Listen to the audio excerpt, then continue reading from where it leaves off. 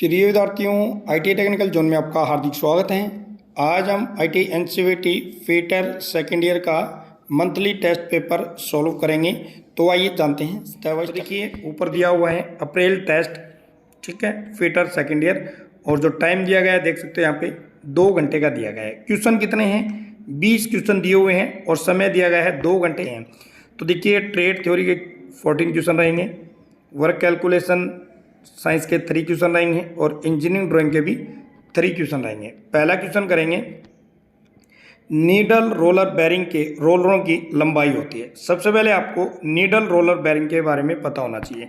तो देखिए ये जो बेरिंग जो होते हैं लंबाई में होते हैं, लेकिन ये बिल्कुल पतले होते हैं, ठीक है।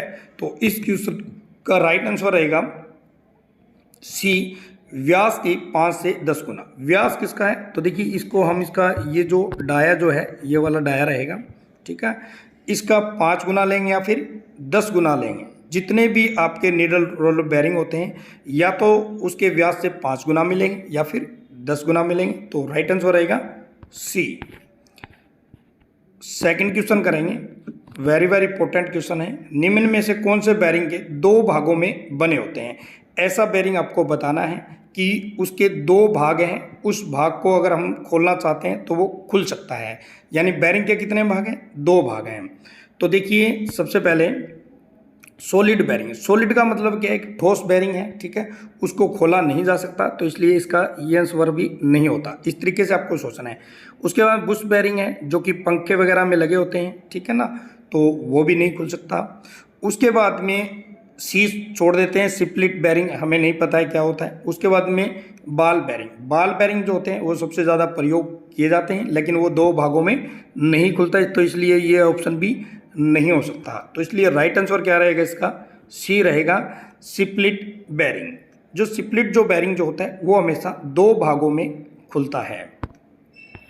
नेक्स्ट क्वेश्चन करेंगे, क्वेश्चन नंबर 3, बेल्ट ड्रेसिंग के लिए प्रयोग किया जाता है। तो देखिए बेल्ट ड्रेसिंग क्या होती है ये आपको पता होना चाहिए।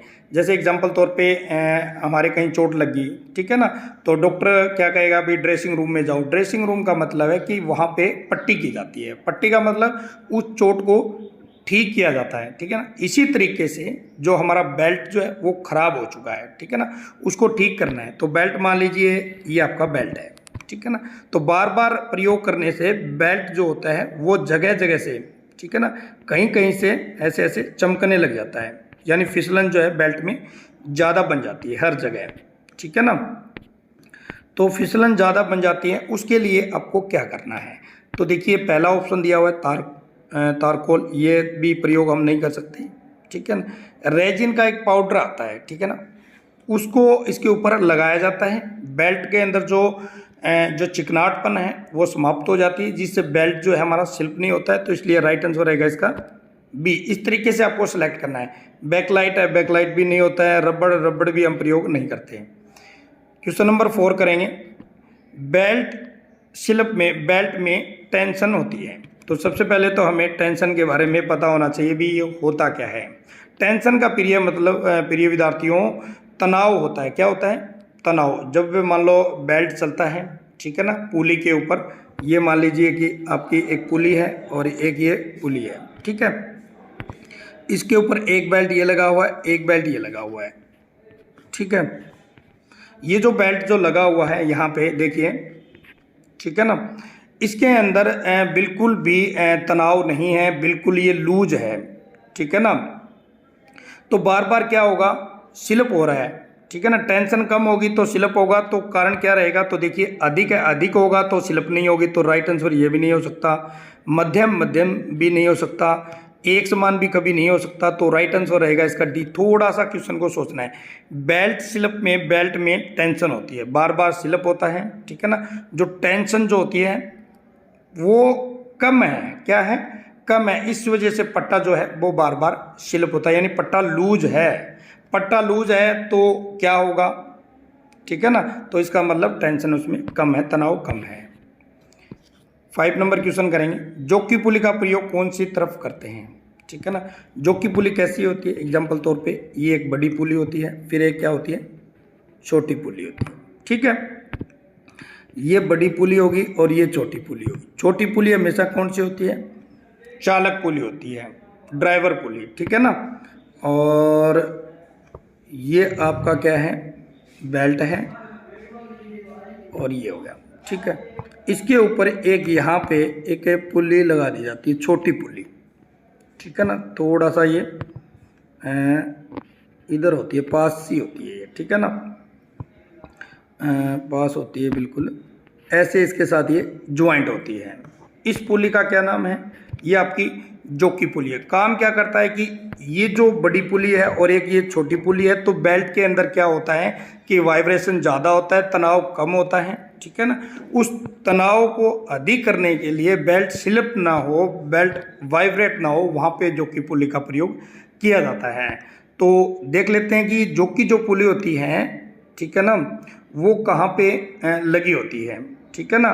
तो देखिए बड़े साइज इसकी तरफ भी ये नहीं लगी होती, पुली के साथ, पुली के बिल्कुल साथ भी नहीं है। और डी देखिए मध्यम भी है, जो की पुली है ये नहीं लगी हुई, तो राइट आंसर रहेगा इसका सी, स्लैक साइड। तो इस साइड, इस तरीके से आपको जो क्वेश्चन जो है एक एक मतलब लाइन को पढ़ना है, तो राइट आंसर रहेगा सी। नेक्स्ट क्वेश्चन करेंगे, निम्न में से गियर निर्माण विधि कौन सी है, तो राइट आंसर रहेगा इसका डी, उपरोक्त सभी। कास्टिंग के द्वारा भी बनाते हैं, रोलिंग करके भी बनाते हैं, मशीनिंग प्रक्रिया के द्वारा भी गियर जो है वो बनाए जाते हैं। क्वेश्चन नंबर 7 करेंगे, सपर गियर के दांते कटे होते हैं, सपर गियर जो होते हैं उसके जो दांते बिल्कुल सीधे होते हैं, ठीक है ना। तो राइट आंसर रहेगा इसका ए, गियर के एक्स से 180 डिग्री के कोण पर कटे होते हैं, तो राइट आंसर रहेगा ए। नेक्स्ट क्वेश्चन करेंगे, पाइप का साइज लिया जाता है, तो राइट आंसर रहेगा इसका ए, भीतरी व्यास से, ठीक है ना। ट्यूब जो होती है उसका साइज कहाँ से लेते हैं, बाहर से, और जो पाइप जो होती है उसका साइज लिया जाता है अंदर से। ये आपकी जो पाइप जो है ना, इसका साइज हमेशा अंदर से मेजर किया जाता है। और जो ट्यूब जो होती है, ठीक है ना, इस तरीके से ट्यूब होती है, ठीक है ना, उसका साइज हमेशा बाहर से मेजर किया जाता है इस तरीके से, ठीक है ना। तो ये क्या आपकी ट्यूब है और ये क्या है, यहाँ पे पाइप है।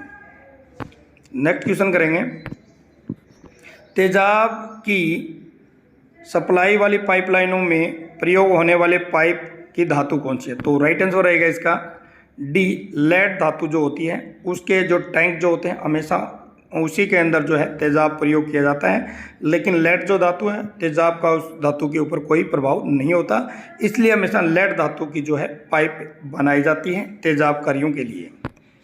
नेक्स्ट क्वेश्चन करेंगे, पाइप कटर के रोलरों की धातु होती है, तो राइट आंसर रहेगा इसका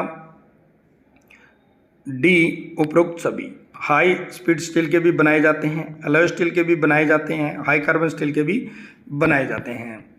नेक्स्ट क्वेश्चन करेंगे, जीआई पाइप निम्न में से कितने स्टैंडर्ड की लंबाई में होते हैं। सबसे पहले जीआई पाइप कौन सी है, गैल्वेनाइजिंग आयरन, ठीक है ना, जो कि वाटर जो पानी ले जाने के लिए, ठीक है ना, आजकल पीवीसी की पाइप चल पड़ी है, कौन सी, पॉलीविनाइल क्लोराइड, ठीक है ना। उससे पहले कौन सी पाइप चलती थी, जीआई की, जो कि आपके बाथरूम में, लैट्रिन में, किचन के अंदर, ठीक है, या फिर सरकारी बिल्डिंग वहाँ भी देख सकते हो, वो सारी पाइपें कौन सी हैं, वो जीआई की पाइप होती है, यानी गैल्वेनाइजिंग आयरन। इस पाइप के ऊपर हमेशा जंग नहीं लगता था, इसलिए प्रयोग की जाती है। उसका स्टैंडर्ड लंबाई पूछी जा रही है कितना है, तो राइट आंसर रहेगा इसका बी, 6 मीटर, ठीक है ना।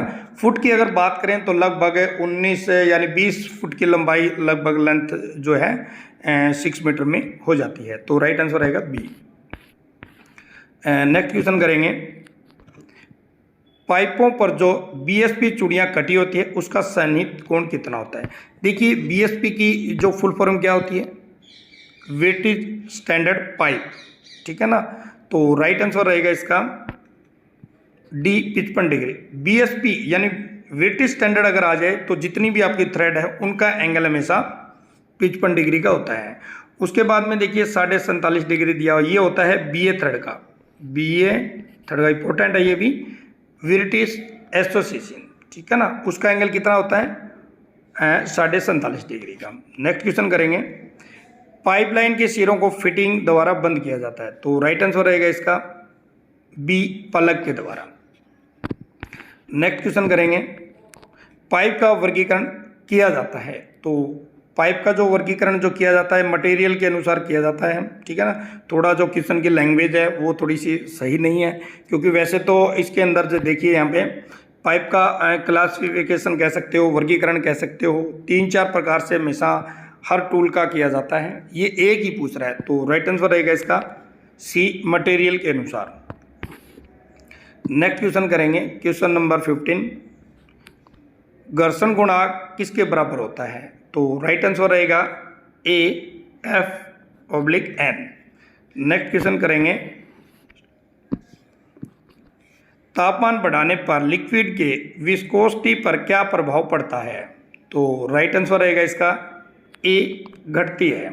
विस्कोसिटी क्या होती है प्रिय विद्यार्थियों, तेल के अंदर जितनी विस्कोसिटी की मात्रा ज़्यादा होती है वो उतना ही गाढ़ा होता है, जितनी कम होती है वो पतला होता है, ठीक है।